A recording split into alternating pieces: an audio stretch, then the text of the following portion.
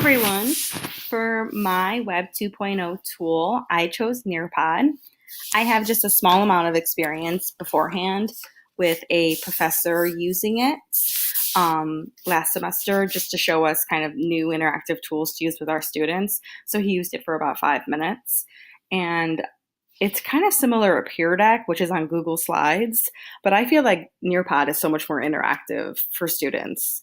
And there's more features on Nearpod than for Peer Deck. So this is the homepage, and there's it's divided by subjects and holidays and featured ones, as you see. There's free ones and the paid ones. The ones that I went through and saw, they were $4.99 per presentation, but they're so well made and all the slides are already made with the quizzes and everything like that. I feel like it's a good deal, and I'm definitely going to look into it in the future for any kind of presentations that I want for my students, because they're so well made and I'm sure they took a lot of time. So you have to sign in, get a free account. It's totally free. And then you can go through and pick, any video that you'd want. You can even make your own lessons. I chose a pre-made lesson to explore.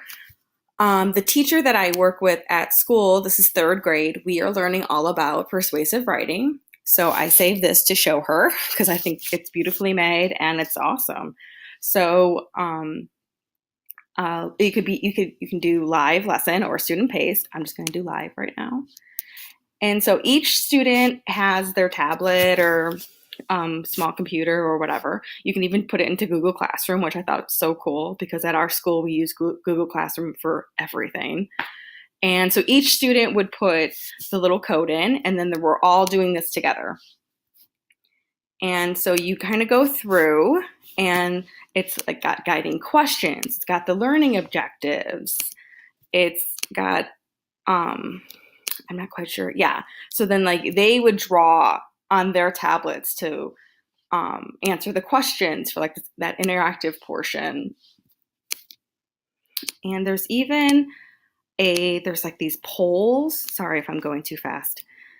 And so each one is a learning point. We would all stop and talk about it, maybe talk to your partner, stuff like that. And trying to find, practice in pairs. And some of the other ones I've seen that I looked through. Oh yeah, and then you can, there was polls. There's polls that we would all do at the same time for that kind of participation.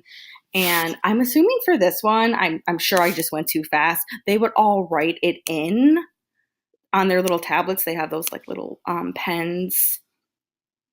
Or maybe when you actually do it, it comes up, it pops up.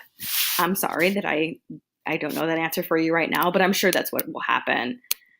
And this is a free lesson, totally free, and it's 25 slides, which is awesome. And then you would go back, and as the teacher, you can see who's this is a poll. How do you feel? But I know that there's a teacher slide, because I remember our professor showing this, who answered what, which student answered what. So you can kind of gauge which student is just totally lost and needs more help, or which students are just totally getting it. Maybe could be peer tutors, or could go on to a challenge activity or something like that. And I was hoping that this one kind of showed more. I feel like maybe, here it is for the reports. And since none of the students actually did it, I don't think anything's going to come up. And sorry about that. So I'm just going to choose really quickly. I'm going to choose a random one because maybe that will show everyone, because I'm not showing you how cool this thing is. So I'm just going to pick a random one. The first one here, who's Abraham Lincoln.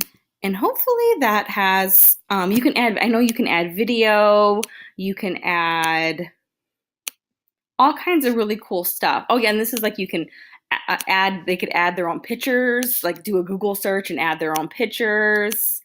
And there's all these really cool things. And oh yeah, and like real photos, real videos on like fill in the charts. Like this would be great for a history lesson on Abraham Lincoln. Like any of this, like or the Empire State Building, like all of this would be such a great lesson that's already made or that you could make your own. You can go in and make your own. But like what a great interactive tool. Like I know that the third graders that I work with would go bananas over this. They would think that it's so cool. I know the teacher that I work with, she tries so hard to make sure that she's finding really engaging things for the kids, and this is totally right up her alley. So I'm definitely going to share this with her. And so there you go. I think you guys kind of have it at this point. Now you can upgrade, but I don't really see the point in upgrading because I'm pretty sure you get like 50 videos a month, I think they said, that you can use. So I would definitely recommend Nearpod. I'm definitely going to use it in the future. All of your lessons that you save, are saved here. So you can kind of just go in there. And there's this whole virtual reality in the classroom component that I have yet to read about, but I thought that would be insanely interesting for third, fourth, fifth graders, even the kindergartners, all the grades. What am I talking about? So I hope that you enjoyed Nearpod as much as I do. And I look really forward to watching all your guys' videos because some of these web tools are just so awesome to integrate into your classrooms. Have a nice night, everyone.